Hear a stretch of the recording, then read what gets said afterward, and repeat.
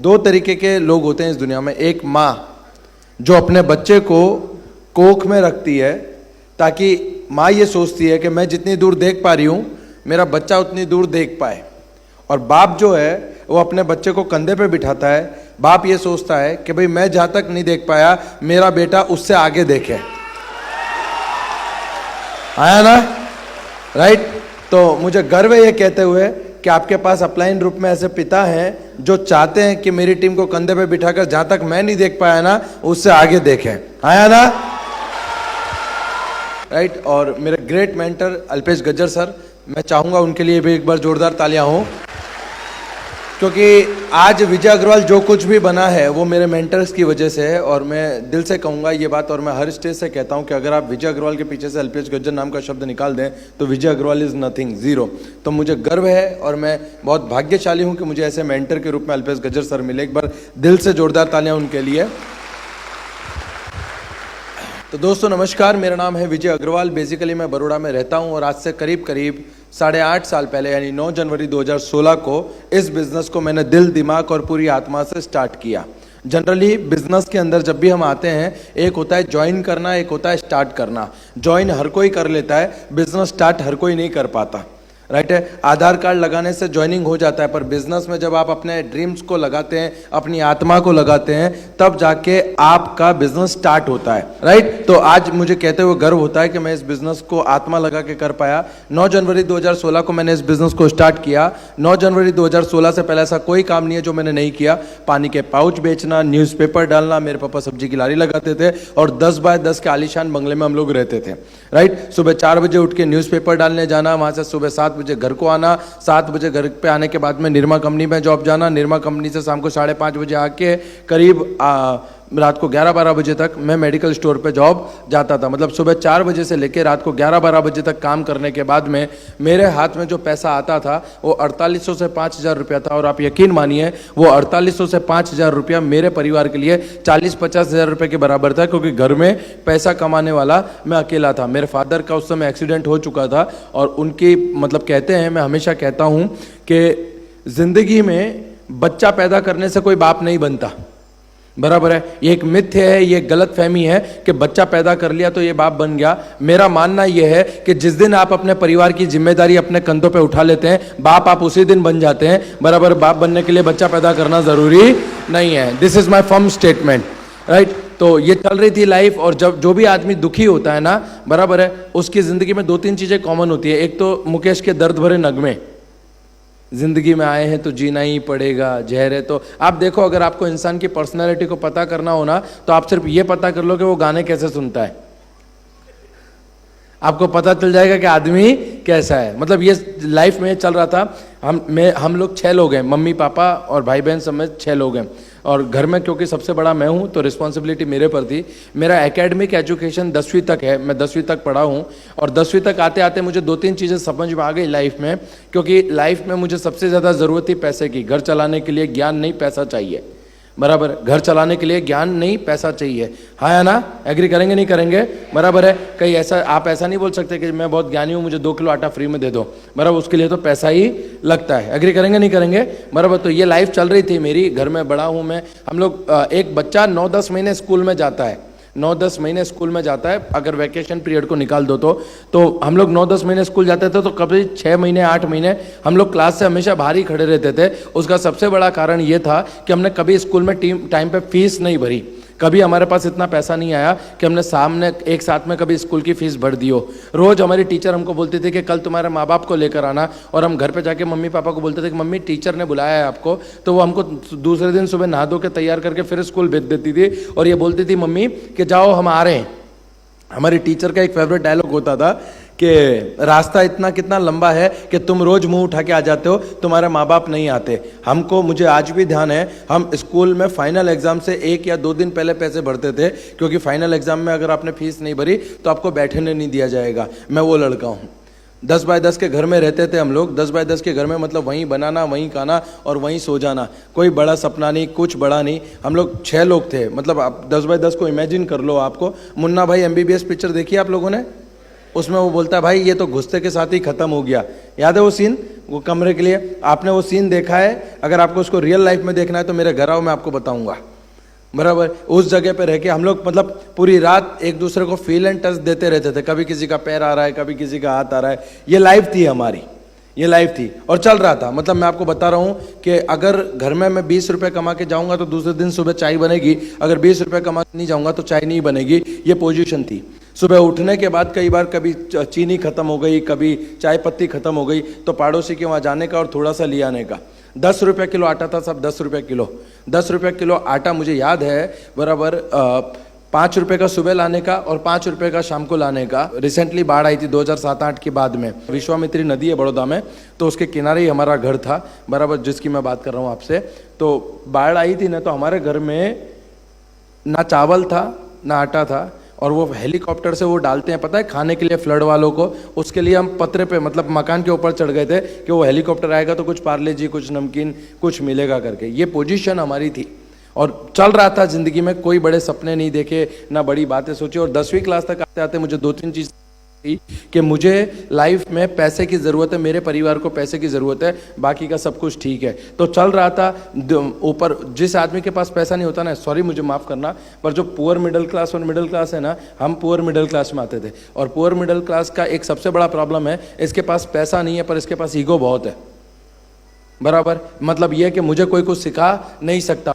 बराबर है, दोस्तों के नाम पे कुछ नहीं था। आज भी अगर आप मुझसे पूछो कि मेरे दोस्त हैं क्या, तो शायद मेरे पास जवाब होगा नहीं, क्योंकि एक भी दोस्त मुझे याद नहीं है कि जो बचपन का मेरे साथ में बड़ा हुआ हो, हम लोगों ने बचपन से दोस्ती की हो। क्योंकि ये कहूँगा मैं आपसे कि मैं सर को कल रात को कह रहा था कि मुझे आज भी अच्छा ब्रेकफास्ट या ढंग से ब्रेकफास्ट करने की आदत नहीं है। क्यों? क्योंकि हमारे घर में कल्चर था, सुबह उठे, नहाए धोए, चाय पी के जाओ, बराबर है, और शाम दोपहर में 2 बजे आओगे तब खाना मिलेगा। ये परिस्थिति हमारी थी, राइट। हमारे बाजू में एक शारदा आंटी करके थी, उनकी बच्चियां हमसे एक क्लास आगे थी, तो उनकी जब भी उनकी बुक्स पुरानी होती थी, वो हमको वो बुक्स मिल जाती थी पढ़ने के लिए। ये परिस्थिति में हम लोगों का जीवन। और कई बार क्या होता है पता है, जब आप लाइफ में क्या बोलते हैं, थोड़े दिन तकलीफ होती है, फिर क्या होता है, फिर आपको आदत हो जाती है, रूटीन लाइफ हो जाता है। जब मुझसे कोई मिलता है तो मुझसे कहता है विजय भाई आपने बहुत स्ट्रगल किया। मैं बोलता हूँ सर स्ट्रगल बिल्कुल नहीं किया, क्योंकि स्ट्रगल क्या होता है कि किसी के पास था अब नहीं है तो उसको स्ट्रगल करना पड़ रहा है। पर मैं बोल रहा हूँ जिसका रूटीन लाइफ ही ये था, जो आपके लिए स्ट्रगल है वो तो हमारे लिए रूटीन लाइफ था, हाँ ना, राइट है। जो आपके लिए स्ट्रगल है वो तो हमारे लिए रूटीन लाइफ था। मतलब ब्रेकफास्ट नहीं करना ये रूटीन था हमारा, ये ब्रेकफास्ट नहीं करना ये रूटीन था हमारा। तो इसमें हमारे लिए स्ट्रगल जैसा कुछ नहीं था, ये चल रहा था। एक दिन शाम को मैं मेडिकल से घर आया, रात को 11 साढ़े 11 बजे का टाइम था, और मेरी बहन मेरे पास रोते हुए आई, क्योंकि उस टाइम पे मोबाइल तो था नहीं। तो मेरी बहन मेरे पास रोते हुए आई और बोली मुझे कि भाई पापा का एक्सीडेंट हो गया और वो सरकारी हॉस्पिटल में वहाँ पे हैं। मैं साइकिल लेके, मेरे घर से 12 किलोमीटर दूर, 10-12 किलोमीटर दूर हॉस्पिटल था, मैं वहाँ हॉस्पिटल पहुँचा। थोड़ा इधर उधर देखा तो मैं एक जगह मेरे पापा बैठे हुए थे और एक ही पैर 3 जगह से टूटा हुआ था, मतलब टूट गया था, एक्सीडेंट हुआ था तो उनको। तो जब मैं मेरे पापा के पास गया, मैं पहुंचा, मैंने मेरे पापा को उस हालत में देखा, तो उस रात को 2 घटनाएं घटी। एक, मेरे पापा का एक्सीडेंट हुआ था।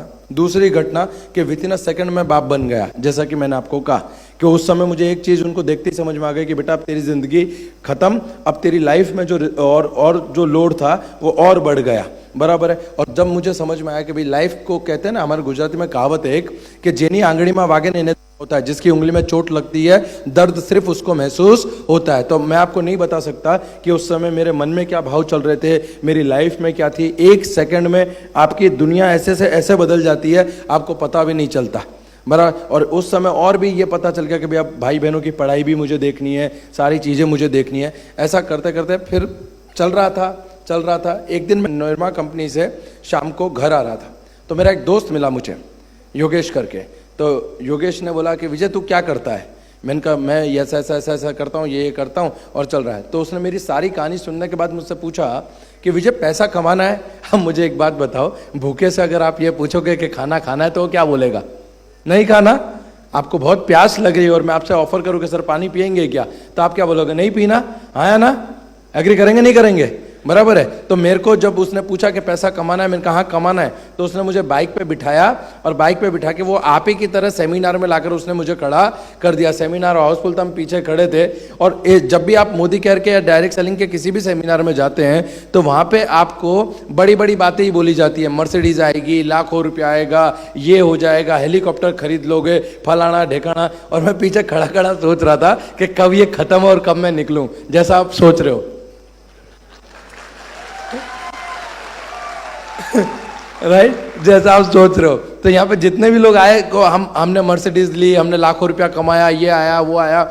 मैं सोच रहा था कि यहाँ 8-10 हज़ार कमाने में माथे का पसीना एड़ी पे आ जाता है, और ये आदमी बोलता है 4 घंटे काम करके लाखों रुपया। कैसा पागल बना रहे हैं ये लोग, जैसा आप अभी सोच रहे हो। तो जैसे खत्म हुआ, सेमिनार खत्म हुआ, बराबर है, और मैं यही सोच रहा था कि कब ये खत्म और कब मैं निकलूं। जैसे ही सेमिनार खत्म हुआ, हम लोग बाहर निकले, तो जो मेरे को लेकर आया था योगेश भाई, उसने मेरे से निकलते ही बाहर पूछा, विजय कैसा लगा? मैंने कहा जबरदस्त। जैसा आप बोलोगे। तो बोले कैसा लगा? मैंने कहा जबरदस्त। बोले करेंगे? मैंने कहा नहीं। तो बोले क्यों? मैंने कहा यहाँ पे लोग बोलते लाखों, अपने को लाखों रुपए की जरूरत नहीं है, अपने को तो 2-3 हजार 5 हजार रुपया आ जाएगा तो चलेगा। बोले नहीं विजय, तू यहाँ से लाखों रुपया कमा सकता है। मैं कहा मुझे लाखों की जरूरत नहीं है, मुझे तो 3 हजार रुपया चाहिए। 5 हजार 4-5 हजार मुझे वहां से आ जाता है, 3 हजार और आएगा तो 8-9 हजार में मेरा घर चल जाएगा। बोले नहीं, तू लाखों रुपया कमा सकता है, लाखों रुपया कमा सकता है। आधे घंटे तक उसने ये बोल करा लाखों आएगा, लाखों आएगा। मैंने कहा तुझे भरोसा है मुझे लाख आएगा? तो उसको लगा अब ये पॉजिटिव हो गया। मैंने कहा, उसने बोला हाँ मुझे पूरा भरोसा है तुझे लाख आएगा। मैंने कहा जिस दिन मुझे लाख आ जावे 97 तू रख लेना, 3 मेरे को दे देना। मैंने कहा जिस दिन तुझे भरोसा है ना लाख आएगा, आया ना, तो जिस दिन लाख आ जावे 97 तू रख लेना, 3 मेरे को देना। 3,000 रुपए कमाने के लिए इस बिजनेस में आया था मैं। मोटिवेट हुआ यहाँ पे, अरे मतलब ऐसा हो गया कि ये कर देंगे वो कर देंगे। अब तो मैं घर पहुंचा, मेरे पापा ओटले पे बैठे हुए थे, हमारे घर के बाहर ओटला है, तो ओटले पे बैठे हुए थे। तो मेरे पापा के पास मैं गया और मैंने जाके कहा पापा दुख के दिन गए। मैंने कहा पापा अब दुख के दिन गए। मेरे पापा ने पहली बार 15 मिनट मुझे ध्यान से देखा, फर्स्ट टाइम, और मतलब मुझे देखते रहे वो, और मेरे पास आए और मेरे माथे पर हाथ लगा के बोला कि सुबह तक तो ठीक था, अब क्या हुआ? तो मैंने उनको बताया पापा मैं सेमिनार में गया था, ये हुआ वो हुआ, फलाना ढेकाना, मजा ही मजा है और लोग पैसा कमा रहे हैं। मेरे पापा ने बोला, मोटिवेट करते हुए मुझे कहा कि बेटा अपने को धीरूभाई अंबानी नहीं बनना, अपने को ऐसा कुछ काम नहीं करना। मैंने कहा पापा एक बार देख तो लो, ये है वो है फलाना है इसमें। तो उन्होंने बोला कि तू मेरा बाप है कि मैं तेरा बाप हूँ? अब बायोलॉजिकल तो वो पापा है, हाँ या ना, राइट है। तो उनको ज्यादा, तो बोला दिवाली तूने ज्यादा देखी है मैंने ज्यादा देखी है, दुनिया तुझसे ज्यादा किसने देखी है? मैंने कहा तुमने देखी है ना, नहीं है, पर ये बिजनेस अलग है। और हमारे बीच में करीब 1-1.5 घंटा आर्ग्यूमेंट चला, राइट। और उस आर्ग्यूमेंट के बाद में मुझे एक चीज समझ में आ गई कि हाथी को रिक्शे में बिठाना और घर वालों को समझाना नेक्स्ट टू इम्पॉसिबल है। और आखिर में मेरे पापा ने अपने पिता होने का फर्ज निभा के मेरे सामने से 2 उंगली रखी और मुझसे पूछा गया कि भैया ये बता कि मोदी केयर चाहिए तो बाप नहीं और बाप चाहिए तो मोदी केयर नहीं। मैं आपको यहाँ पे एक बात बोलना चाहूँगा कि जब मेरे पापा का एक्सीडेंट हुआ ना, तब एक भी आदमी ऐसा नहीं था जो आया हो हॉस्पिटल समाचार लेने, क्योंकि उसको पता था कि अगर हम पहुँचेंगे तो जेब में से पैसा निकाल के देना पड़ेगा। लोग सलाह देने के लिए जबान हिलती है, बराबर है, पर किसी की मदद करने के लिए जेब में हाथ डालना पड़ता है। और उस टाइम पे मेरे को एक बात समझ में आई कि जब तक तुम्हारी जेब में पैसा है तभी तक लोग पूछते हैं कि कैसा है, आया ना। जब तक तुम्हारी जेब में पैसा है तभी तक लोग पूछते हैं कैसा है। एक भी रिश्तेदार आया नहीं, मुझे समझ में आ गया कि भैया एक व्यक्ति से 50,000 रुपया 10 to 15% इंटरेस्ट पर लेकर आया मैं, और उससे आके काम किया, इलाज कराया, किसी डॉक्टर से मिलके काम करा, बराबर। और 1-2 लोगों को पैसा मतलब दिलवा दिया किसी उसमें। मेरे पास 22 साल की उम्र आते आते मेरे पास 15-16 लाख रुपया कर्जा था एट द एज ऑफ 22। और उस समय मरता क्या ना करता, मतलब कोई मुझसे ये कहेगा कि टेबल साफ कर 5 रुपया मिलेगा तो मैं वो टेबल साफ कर दूंगा बिना किसी शर्म के, क्योंकि मेरे लिए वो शर्म से ज्यादा वो 5 रुपया इंपॉर्टेंट था। ये परिस्थिति है हमारी। एक काम करने के लिए हमारी पोजीशन ये भी नहीं थी कि हम एक नई साइकिल लेके आ पाए। एक 200 रुपए की सेकेंड हैंड साइकिल खरीदने के लिए घर का सिलेंडर बेचा था मैंने। 200 रुपए की सेकेंड हैंड साइकिल खरीदने के लिए मेरी जिंदगी के 25 साल मैंने 10 बाय 10 के रूम में निकाल दिए, 5 साल मैंने रेंट के मकान में निकाल दिए। और उस समय जब मेरे पापा ने मुझसे ये कहा कि भाई मोदी केयर चाहिए तो बाप नहीं और बाप चाहिए तो मोदी केयर नहीं, तो मैं हमेशा हर स्पीच में कहता हूं कि जिंदगी में एक बात याद रखना कि अगर आपको रणभूमि को जीतना है तो सबसे पहले आपको मन भूमि में जीतना पड़ेगा। अगर आपको रणभूमि को जीतना है तो सबसे पहले आपको मन भूमि में को जीतना पड़ेगा। अगर आप मन भूमि में हारे हुए हो तो दुनिया की कोई ताकत तुमको रणभूमि में जिता नहीं सकती। और एक बार तुमने मन भूमि में जीत लिया तो कोई माई का लाल तुमको रणभूमि में हरा नहीं सकता। तो मैंने डिसीजन लिया कि मुझे मेरी गरीबी का ढिंडोरा लेकर लोगों से भीख नहीं मांगनी कि मेरी बहन की शादी है 50, मेरे को ये काम है 25,000 दे दो, मेरे को फलाना है 10,000 दे दो। मुझे मेरी गरीबी का ढिंडोरा लेकर पूरी जिंदगी लोगों के सामने भीख नहीं मांगनी थी। इसलिए मैंने रणभूमि की जगह मनभूमि को जीता और मैंने निश्चय किया कि मैं इस काम को करूंगा। दोस्तों, आलू प्याज फ्री में नहीं मिलता। आप और मैं सफलता पाने निकले हैं, कीमत तो चुकानी पड़ेगी।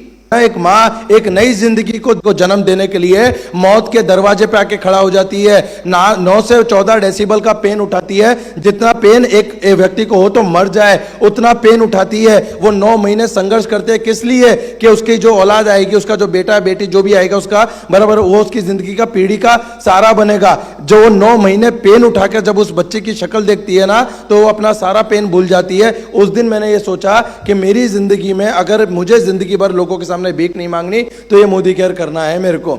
मेरे पापा ने मुझसे कहा कि आज से तू मेरा बेटा नहीं, मेरा तेरा बाप नहीं। हम लोग सो गए हैं, सुबह में उठे, मेरी मम्मी मेरे पास आई और बोले क्या हुआ रात को? मैंने कहा ऐसा ऐसा हुआ और पापा ने ऐसा बोला। तो बोला वो तेरे पापा हैं, तेरा गलत थोड़ी सोचेंगे। मैंने कहा यही तो मैं भी कह रहा हूं कि मैं उनका बेटा हूं, मैं भी कुछ गलत थोड़ी करूंगा। मैं भी उनका बेटा हूं, मैं भी कुछ गलत थोड़ी करूंगा। बोला नहीं तेरे पापा। मैंने कहा देख मम्मी, ज्यादा तो मैं तुझे समझा नहीं सकता बराबर, पर मैं एक बात चाहता हूं कि मुझे 5 साल दे दे, 5 साल दे दे। मुझे ऐसा समझना तुम्हारा लड़का पैसा कमाने के लिए दुबई, अमेरिका, लंदन, कनाडा गया है। 5 साल मत पूछना कि बेटा तू आएगा नहीं आएगा, खाएगा नहीं खाएगा, सोया नहीं सोया, क्या है क्या नहीं। 5 साल मत पूछना। 5 साल के बाद में सुबह का नाश्ता, दोपहर का खाना, शाम का घूमना हम साथ में करेंगे, ये वादा है मेरा। 5 साल दे दे मुझे कैरियर बनाने के लिए, 5 साल। और मैं गया उस व्यक्ति के पास जिसने मुझे वो अपॉर्चुनिटी बताई। मैं गया और मैंने जाके कहा कि मुझे काम करना है, मैंने डिसाइड किया। तो बोले राइट, तो बोले क्या हुआ? मैंने कहा ऐसी ऐसी बात हुई और मेरे को काम करना है करके। आपको पता है जब मैंने उससे ये कहा था कि मुझे 3,000 कमानी है, उस समय मेरी सोच क्या थी? एक भिखारी को 1 करोड़ की लॉटरी लगी। सारे भिखारी इकट्ठे हो गए कि यार अब तू तो करोड़पति हो गया, तेरे को तो करोड़ की लॉटरी लगी। तो भिखारी ने बोला कि कोई मैं इसका 1 करोड़ का मैं मंदिर बनवाऊंगा, बराबर है। तो सारे लोगों को लगा अरे यार हम तो तुझे भिखारी समझते थे, तू तो धर्मात्मा निकला। बोला कोई धर्मात्मा नहीं, मैं इस 1 करोड़ का मंदिर बनवाऊंगा और अकेला भीख मांगूंगा, किसी को नहीं आने दूंगा। तो मेरी हालत बिल्कुल वैसी थी, बराबर है, कि मेरे सामने अपॉर्चुनिटी तो थी, पर मैं 3,000 5,000 रुपए के चक्कर में था। मैं मेरे अपलाइन के पास गया, योगेश भाई के पास, और मैंने जाके कहा कि मुझे ये बिजनेस करना है। तो मेरे अपलाइन ने मुझे 2-3 दिन 4 दिन साथ में रखा और 5वें दिन मैंने जिनके वहाँ पे मैं न्यूज़पेपर डाला करता था, मैंने उनको फ़ोन किया। मैंने कहा मैम मैंने एक नया बिजनेस स्टार्ट किया है और मुझे आपके वहाँ डेमो करने आना है। तो उन्होंने कल शाम को 4 बजे आ जाना। मैंने मेरे अपलाइन को फ़ोन किया, मैंने कहा कल शाम को 4 बजे अपने को जाना है। तो मेरे अपलाइन ने कहा कि भाई तू डेमो किट लेकर पहुंच जाना। मैंने कहा डेमो किट क्या होती है? डेमो किट वो क्या होती है? बोले जिससे अपन डेमो बताते हैं। मैंने कहा यार अभी तो बिजनेस शुरू किया है, पहले पैसा तो आने दे, बाद में डेमो किट बनाऊंगा। मेरे अपलाइन ने मुझे जवाब दिया कि स्कूल में पढ़ने गया था तब पहले एग्जाम दी थी कि पहले बुक खरीदी थी? पहले एग्जाम दी थी या पहले बुक खरीदी थी? मैंने कहा पहले बुक खरीदी थी फिर एग्जाम ली थी। तो बोले ये डेमो किट जरूरी है। मैंने कहा अभी तो मेरे पास पैसे नहीं है जहर खाने की भी, बराबर है, तू अभी कुछ कर। तो उसने बोला मेरी डेमो किट घर से उठाना और 4 बजे तू पहुंचाना, मैं बाहर हूं, मैं आऊंगा। मैंने कहा ठीक है। तो 2-3 दिन ऑलरेडी उसके साथ रहा था। मैं डेमो किट लेके पहुंच गया वहाँ पे। 4 बजे का टाइम था, 8-10 लेडीज आ गई, हमने टेबल सजा दिया डेमो के लिए। अब मैंने मेरा अपलाइन को फ़ोन किया, मैंने कहा कहाँ पे? तो बोला मेरे को 15 मिनट लगेगी, तू कर। मुझे कुछ आता था तो मैं करता था ना, कुछ आता ही नहीं था तो आया ना, बराबर। तो मैं उसको वापस फोन किया, आधा घंटा हुआ तो मैंने कहा कितनी देर, बोला और आप 15 मिनट लगेगी। अब जैसे जैसे उसका टाइम बढ़ रहा था मुझे गुस्सा आता जा रहा था, बराबर। मैंने कहा ना आपको कि हमारे पास पैसा नहीं था पर ईगो आया है।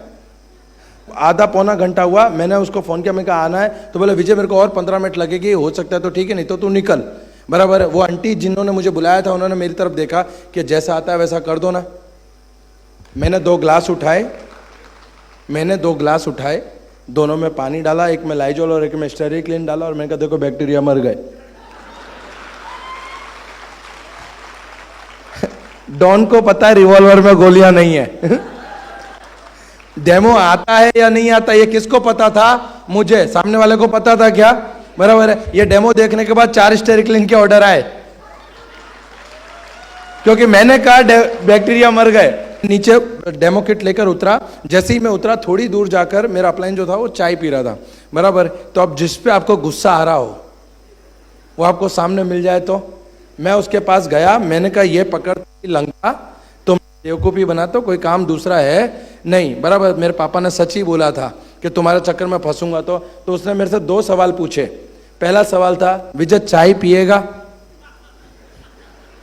अब मैं बनिया हूं, मैंने कहा इसके साथ काम तो करना नहीं है, चाय क्यों छोड़ूं?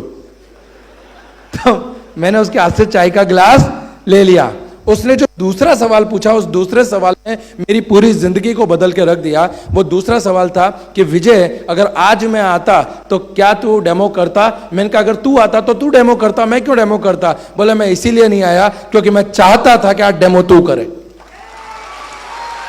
कि मैं चाहता था कि आज डेमो तू करे। और उस दिन मुझे समझ में आया कि बात तो इसकी सही है। मैं मेडिकल स्टोर पे जाता था, वहां थोड़ी कोई अपलाइन था। मैं पानी पूरी की लारी लगाता था, वहां थोड़ी कोई अपलाइन था। मैं न्यूज़पेपर डालने जाता था, वहां थोड़ी कोई अपलाइन था। तो वो मेरा धंधा था, तो ये भी तो मेरा धंधा है। अगर वो मेरा धंधा था, बराबर है, तो ये भी तो मेरा धंधा है। दोस्त, उस दिन का दिन है और आज का दिन है, बराबर। मैंने मेरी किसी भी अपलाइन से ना कभी डेमो कराया ना कभी प्लान कराया। अगर मेरे अपलाइन ने मेरे डेमो और प्लान किए होते, उनकी डेमो किट यूज हुई होती और उन्होंने मेरी वजह डेमो प्लान किए होते, तो आज आपके सामने मेरे अपलाइन खड़े होते, विजय अग्रवाल खड़ा नहीं होता। आज यहां पे वो खड़े होते। 3 महीने उसके बाद में मैंने काम शुरू किया। 1 महीना हुआ, 2 महीना हुआ, दूसरे तीसरे महीने मेरा पहला चेक बना मोदी केयर से 167 रुपए का, 167 रुपीज का। मैं खुशी के मारे पागल हो गया। मैंने घर फोन लगाया, मैंने कहा मम्मी खीर बनाओ। मम्मी ने खीर बनाई, हम घर पहुंचे, खीर खाने बैठे। मम्मी ने बोला क्या हुआ? मैंने कहा चेक आया। बोला कितने का? मैंने कहा 167 का। मम्मी ने बोला पागल हो गया क्या? 200 रुपया तो खीर बनाने में खर्चा कर दिया, 200 रुपया खीर बनाने में खर्चा कर दिया, तो 167 का चेक लेके आया। मैंने मम्मी को बोला लोग बोलते इस धंधे में पैसा नहीं आता, 167 रुपया आया है मतलब पैसा आता है, आया ना? अच्छा मुझे बताइए कि अगर आपके घर में डॉक्टर कंफर्म करता है कि आपके घर में खुशखबरी आने वाली है और डॉक्टर कंफर्म करता है कि शी इज प्रेग्नेंट, तो आप घर पे आके क्या बोलते हो? कोई खुशी नहीं, 9 महीने बाद देखेंगे, आएगा तब बात करेंगे, ऐसा करते हैं क्या? नहीं। जिस दिन डॉक्टर कंफर्म करता है कि शी इज प्रेग्नेंट, हमारे घर में खुशी की लहर दौड़ जाती है। बेटा ये खा, ये मत खा, ये उठा, ये मत कर, राइट है। हम बात करते हैं, वो उसकी उंगली ऐसी होगी, उसकी आंखें ऐसी होंगी, ये खिलौना लेके चलते हैं, उसके साथ खेलेंगे, वो रोएगा ऐसे, वो हंसेगा ऐसे। जो आया नहीं है, जो 9 महीने बाद आएगा, उसकी किलका आपके कानों में उस दिन गूंजने लगती हैं जिस दिन डॉक्टर कंफर्म करता है शी इज प्रेग्नेंट। तो जब मेरे को 167 का चेक आया, मैं समझ गया शी इज प्रेग्नेंट। अब तो सिर्फ 9 महीने की राह देखनी है ना? राइट। आज बच्चा 8.5 साल का हो चुका है। आज बच्चा 8.5 साल का हो चुका है। 167 रुपए के चेक से शुरुआत की थी। हाईएस्ट पे आउट मोदी केयर में 6.5 लाख रुपया महीना, हाईएस्ट पे आउट 6.5 लाख रुपया महीना। 200 रुपए की सेकंड हैंड साइकिल खरीदने के लिए घर का सिलेंडर बेचा था। मोदी केयर से पहली गाड़ी खरीदी ग्रैंड i10, दूसरी गाड़ी खरीदी एस क्रॉस, तीसरी गाड़ी खरीदी एमजी हेक्टर, चौथी गाड़ी खरीदी अल्काजार, अभी 5वीं गाड़ी खरीदी है 4 महीने पहले सियाज। 5 गाड़ियां घर पे हैं आज की तारीख में। जब मैंने गाड़ी खरीदी, मतलब जब अपलाइन ये कहते हैं कि जब आपको ज्वाइन करते हैं तो आपको कहते हैं भाई सपने लिखो, सपने। मैंने क्या सपना लिखा पता है आपको? 4-5 हजार रुपए का, कि अगर 5,000 आएंगे तो अपने घर में 5 किलो आटा, 2 किलो दाल, 1 किलो ये, 1 किलो ये, अपने घर में ये रहेगा तो एटलीस्ट दूसरी कोई मगजमारी नहीं रहेगी। This is my dream when I start join Modi care. कोई बड़ा सपना नहीं था। अपलाइन ने बहुत समझाया कि गाड़ी तो चाहिए, गाड़ी लेनी होगी तो कौन सी लोगे, गाड़ी लेनी होगी तो कौन सी लोगे। तो सामने से एक ग्रैंड आई-10 गुजरी थी तो मैंने लिख दिया ग्रैंड आई-10। राइट, कहते हैं पावर ऑफ स्पोकन वर्ड। जब मैं गाड़ी खरीदने के लिए मैं शोरूम में गया तो शोरूम वालों को लगा ये नौकरी मांगने आया है। बराबर। आपको पता है गर्मियों में कभी कभी हम डी मार्ट में घुस जाते हैं ठंडी हवा खाने, कुछ लेना नहीं होता पर जाते हैं, हाँ या ना भाई, हमने तो किया, आपने किया है कि नहीं किया मुझे नहीं पता। बराबर है। तो उनको लगा कि मैं नौकरी मांगने आया हूं, तो हम गए ना। तो जब आप कोई नई गाड़ी खरीदने जाते हो तो वो आपका स्वागत ऐसे करते हैं जैसे घर पे जमाई आया हो, है ना। क्या लोगे बेटा, ठंडा गरम कॉफी ये वो, एग्री करेंगे नहीं करेंगे। बराबर है। तो उन्होंने ऐसा कोई स्वागत मेरा किया नहीं। तो मुझे एक चीज समझ में आई कि ये मुझे जमाई नहीं समझते, इनको लगता है नौकरी मांगना है। रिसेप्शन पे गया और मैंने जाके कहा कि, उन्होंने पूछा हाँ भैया बोलो क्या चाहिए। मैंने कहा आप क्या बेचते हो। तो बोला गाड़ी। मैंने कहा गाड़ी खरीदनी है। सोफा था, मुझे बोला वहां बैठ जाओ, सेल्समैन को भेजते हैं। तो एक सेल्समैन आया, धीरेन भाई करके आया, और उसने आके पूछा क्या चाहिए सर आपको। मैंने कहा आप क्या बेचते हो। बोला गाड़ी। मैंने कहा गाड़ी खरीदनी है। उसने पूछा कौन सी है। मैंने कहा ग्रैंड आई-10। उसने बोला आपका बजट कितना है सर। अब ये जो आपका बजट है ना, इसको अगर आप हिंदी और गुजराती में रूपांतरित करेंगे तो आपकी औकात कितनी है या आपका जेब कितना बड़ा है। एग्री करेंगे नहीं करेंगे। राइट है। अब आप सोच कर देखो, एक 15, 20, 25 हजार रुपए में नौकरी करने वाला मेरे मुंह पे मेरी औकात पूछ रहा है, और ये औकात सिर्फ उस दिन नहीं पूछी गई थी। ये औकात सिर्फ उस दिन नहीं पूछी गई थी। जब मैं एप्पल खरीदने जाता हूं तब भी मुझसे मेरी औकात पूछी जाती है, मैं चप्पल खरीदने जाता हूं तब भी औकात पूछी जाती है, मैं शर्ट खरीदने जाता हूं तब भी औकात पूछी जाती है। मैंने उसको पूछा ग्रैंड आई-10 टॉप मॉडल की कीमत कितनी। बोला 7,38,000। मैंने बैग में से चेक बुक निकाली, उसको बुकिंग अमाउंट का चेक दे दिया। मेरे को बोलता है सर आप करते क्या हो। मैंने कहा पूछ मत, नहीं तो नौकरी छोड़नी पड़ेगी। मैंने कहा पूछ मत, नहीं तो नौकरी छोड़नी पड़ेगी। जब डिलीवरी का टाइम आया गाड़ी की, तो मैंने घर पे फोन लगाया मम्मी को कि मम्मी पापा को भेज दे। तो मम्मी घबरा गई, मम्मी को लगा ये कहीं फंस गया है। तो मेरे पापा को बोला कि जाओ उसको छुड़ा लाओ। तो जब वो पता है वो चाबी देते हैं ऐसा करके, तो जब मुझे चाबी देने के लिए आया ना वो सेल्समैन, तो मैं तो नौकर आदमी हूँ, मालिक अभी आ रहे हैं। और जब मेरे पापा आए, उनको जो हॉस्पिटलिटी मिली, बराबर है, और जब वो उनको बताया गया कि sir this is your car, ये आपकी गाड़ी है, और जब वो ऐसा कर खिंचवाते थे ना गाड़ी के साथ में चाबी लेते हुए, उनकी आंखों में आंसू थे। 36 की छाती 72 की हो गई। और उस दिन मुझे लगा कि मेरा मोदी केयर करना वसूल हो गया। उस दिन मुझे लगा कि मेरा मोदी केयर करना वसूल हो गया। सर लोग कहते हैं कि चमड़ी के जूते बनाकर भी माँ बाप को पहनाओ ना तो उनका कर्ज नहीं उतार सकते। मुझे नहीं पता सर, हमारे में श्राद्ध मनाते हैं और के अंदर कुत्ते को कौवे को खाना खिलाता कि हमारे पूर्वजों तक वो खाना पहुंचेगा। मुझे नहीं पता, मैं आपको ऑनेस्टली बता रहा हूं कि उनको खिलाया गया खाना या पानी मेरे पूर्वजों तक पहुंचेगा या माँ बाप तक पहुंचेगा या नहीं पहुंचेगा। पर अगर मोदी केयर करके मेरे माँ बाप को धरती पे स्वर्ग मिल सकता है तो सौगंध मोदी केयर की, मैं मर मर के मोदी केयर करने को तैयार हूं।